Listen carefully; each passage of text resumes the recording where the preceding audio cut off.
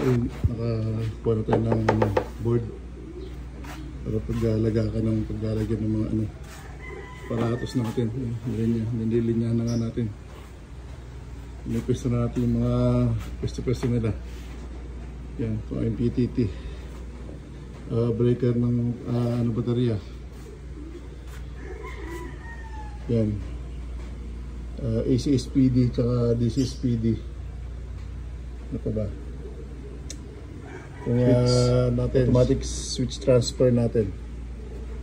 Ito yung automatic switch light natin, indicator. Pinapwesto na natin mga eksaktong lugar nila. Yan. Wala pa nga tayo ng ng ganito. Tapos ang order natin dapat 4. Bili pa tayo ng 4. Isa para dito sa kabila. Dadaanan kasi ito ng ng mga wires natin para hindi kalat, para malinis tingnan. Okay, ayos. Nagilo na. Yan, at kanya pa tayo nagagawa rito.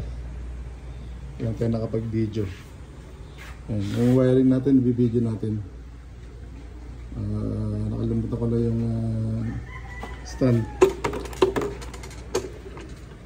ng ating kuskus na itong salamin na natin.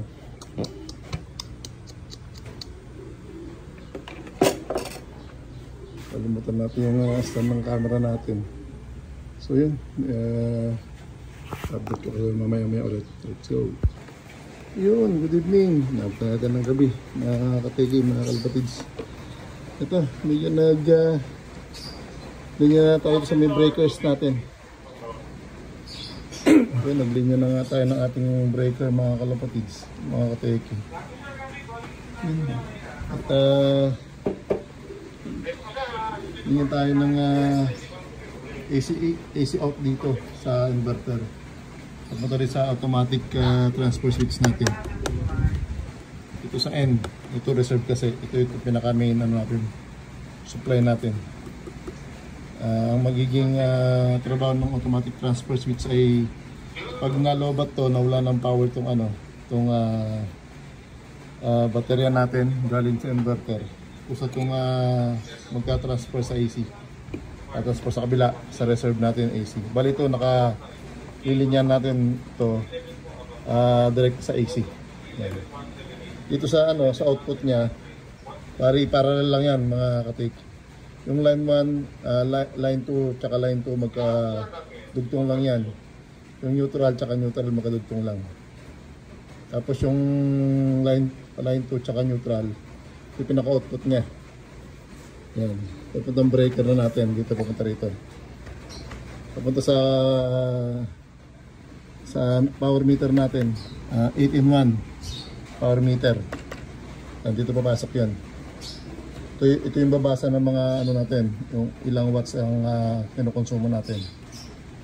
Dito siya, tsaka ampere.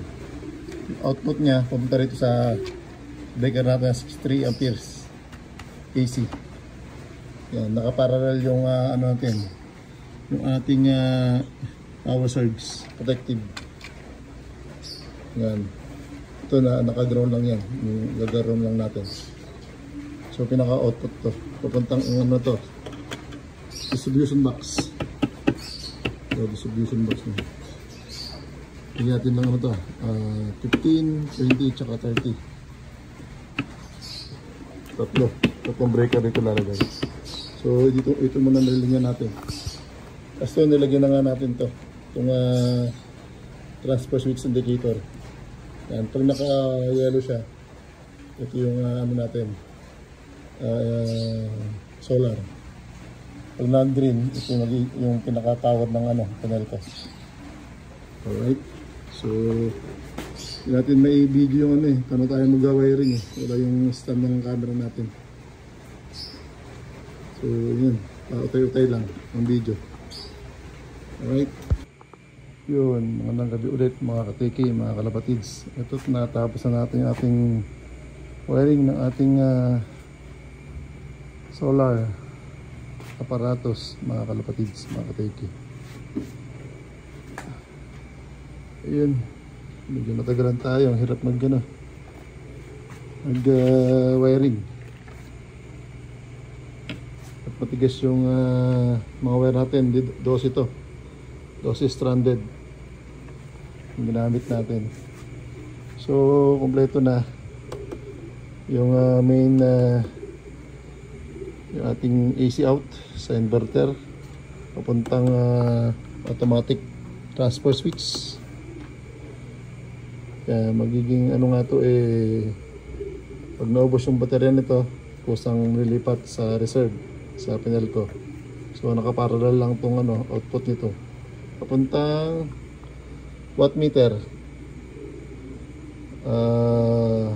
current meter, 8-in-1 meter to. So output niya papunta dito sa AC out 63 amperes. Papunta sa distributor panel. Wala pa tayong mga breaker. So direkto muna natin dito sa sakan pang test natin kung okay. Yun, tsaka to ating transfer switch indicator. Yun ang wala pang connection tong ating solar panel.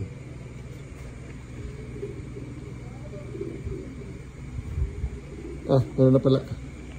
Sorry. May na pala. May solar panel na input na tayo. Nakakabit sa may breaker, 25 amperes. Ito papuntang solar panel natin. So, may connector na rin. So, ang naantayin na lang natin yung cable ng battery. Ayan, battery na papuntang inverter tsaka breaker to baterya. So, yun na lang kulang natin. Tapos na tayo. Sasarado na natin ito. Let's go.